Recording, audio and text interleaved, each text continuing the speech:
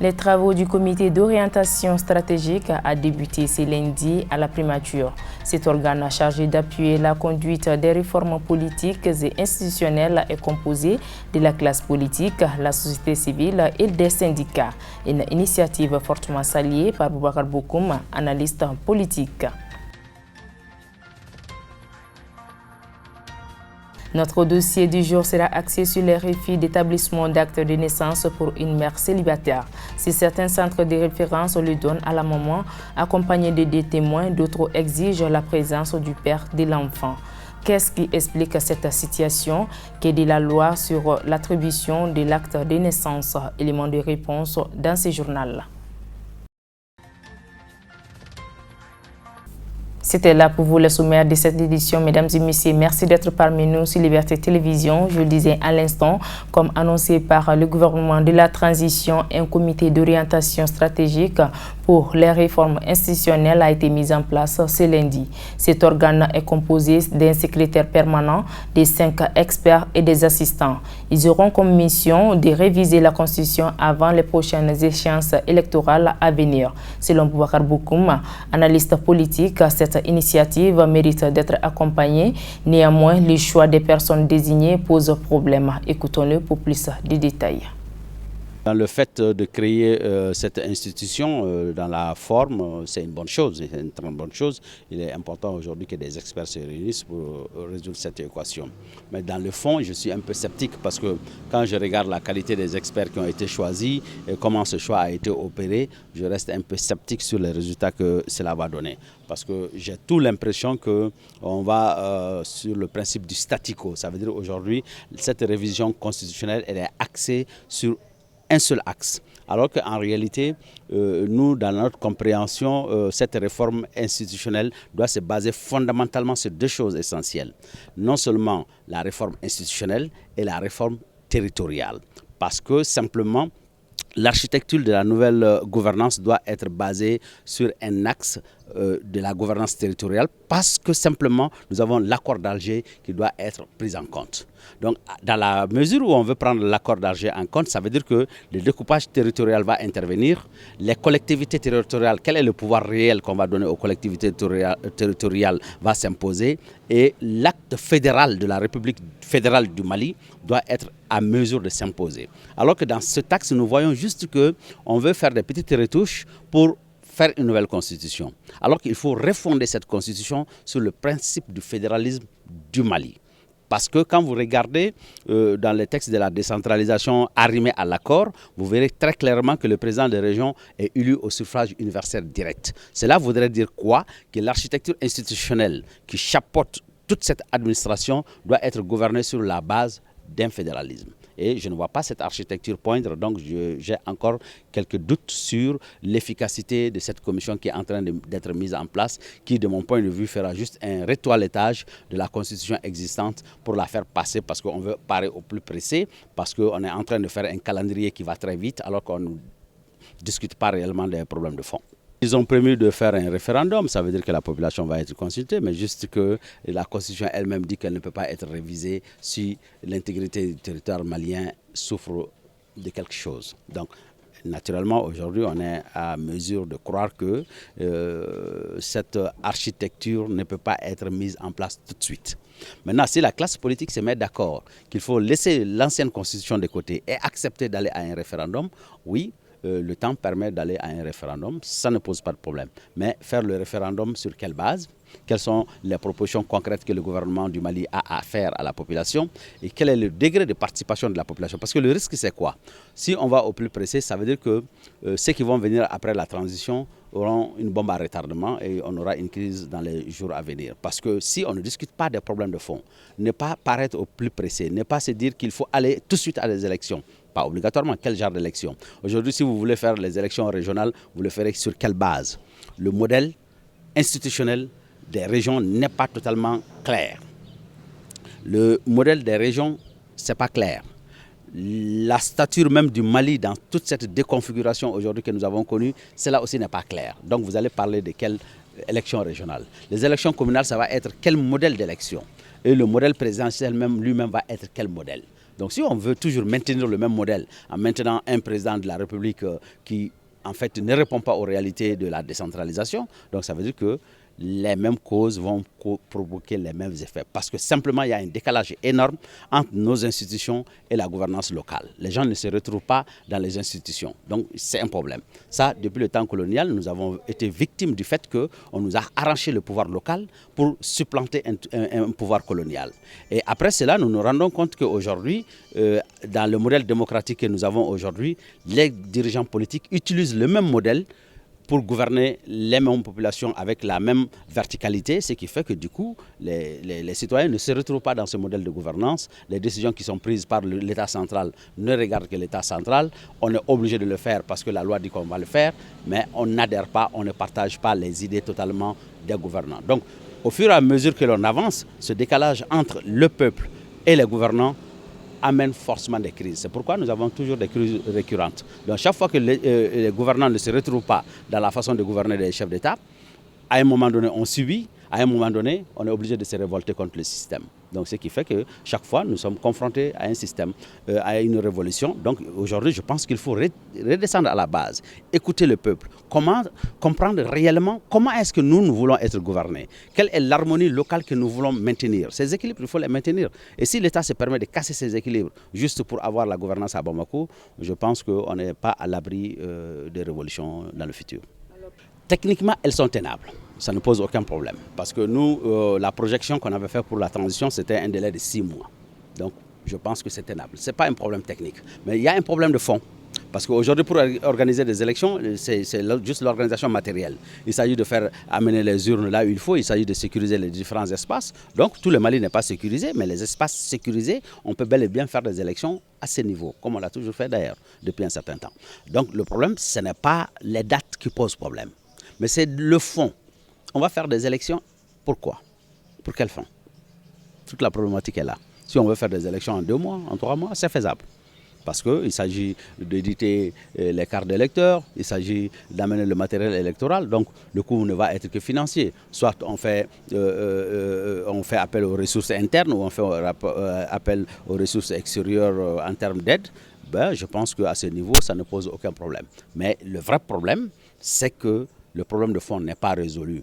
Quel genre d'élection les Maliens attendent? Qu'est-ce que nous attendons de cette transition? Cette question n'est pas tranchée. Et enfant étant un droit pour tout enfant, obtenir un acte de naissance est un véritable combat pour les jeunes mères célibataires face au refus de certains centres de santé de référence de données des volets de naissance. Sans la présence du père biologique, notre équipe de reportage est allée à la rencontre des différents acteurs qui s'occupent de l'établissement de l'acte de naissance, mais également des mères célibataires. Reportage. L'enregistrement à la naissance constitue un droit fondamental de l'enfant, le premier maillon de l'état civil et le socle de la citoyenneté. Malgré cela, nombreuses sont les mères célibataires qui font face à des réelles difficultés pour avoir l'acte de naissance de leur enfant sans la présence du père biologique. Les enfants dont les pères n'ont pas reconnu leur paternité se retrouvent sans papier avec un avenir incertain. Ni célibataire sam wana nga kɔnɔmaya a gɛlɛyara dɔɔni ni den sɔrɔ an fɛ yen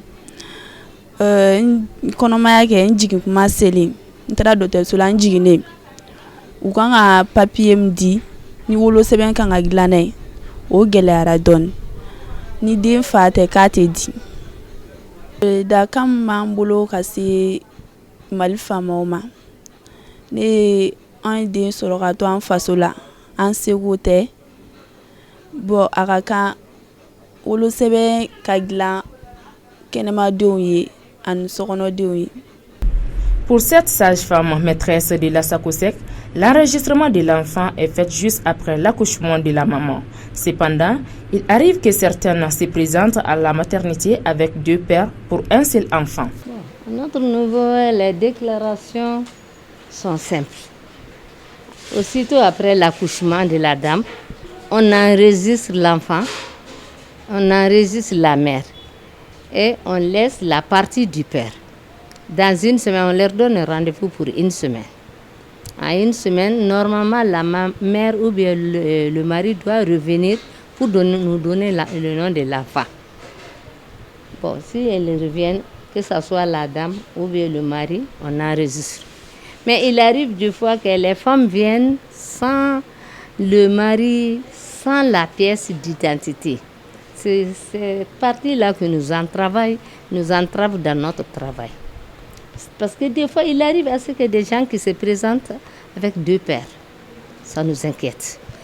Néanmoins, pour ne pas pénaliser l'enfant, nous, on essaie toujours de déclarer l'enfant.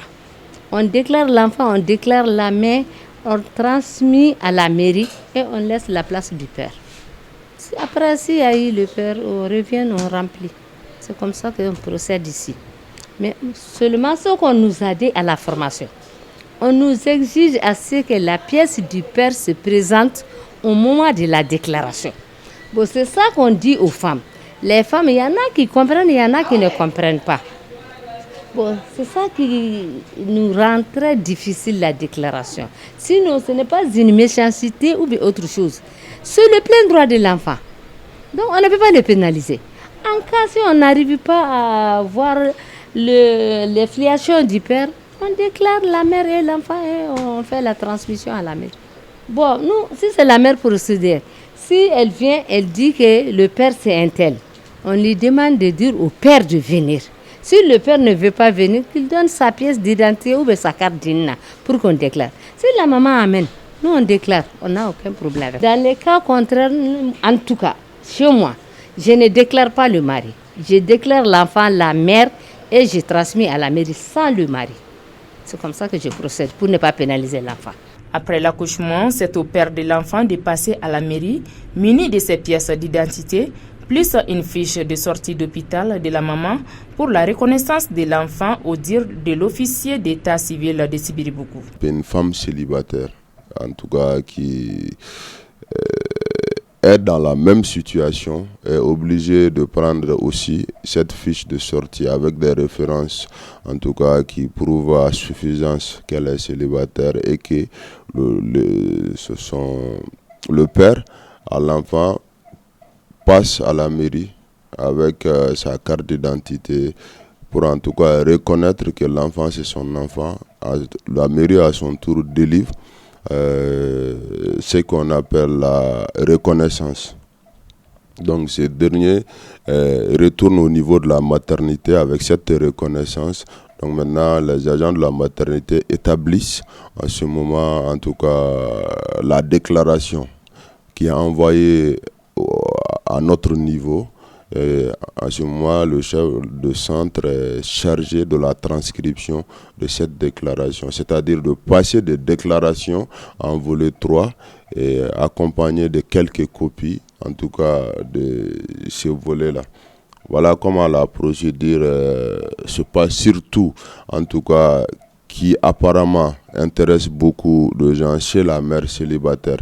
Maintenant, dans les cas échéants, si le papa à l'enfant n'est pas disponible, il peut autoriser en tout cas la maman avec deux témoins hommes de venir au niveau de la mairie attester en tout cas qu'ils sont au courant en tout cas de la naissance de cet enfant et ils sont au courant aussi des rapports entre entre le papa et la maman de l'enfant.